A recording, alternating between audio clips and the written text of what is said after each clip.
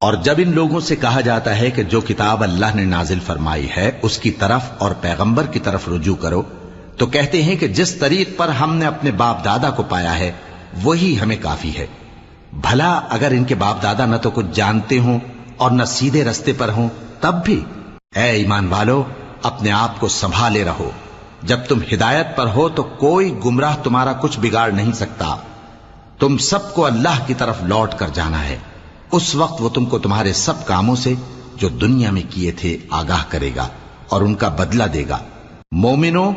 جب تم میں سے کسی کی موت آ موجود ہو تو شہادت کا نصاب یہ ہے کہ وصیت کے وقت تم مسلمانوں میں سے 2 مرد عادل یعنی صاحب اعتبار گواہ ہوں، یا اگر مسلمان نہ ملیں اور تم سفر کر رہے ہو اور اس وقت تم پر موت کی مصیبت واقع ہو تو کسی دوسرے مذہب کے 2 شخصوں کو گواہ کر لو۔ اگر تم کو ان گواہوں کی نسبت کچھ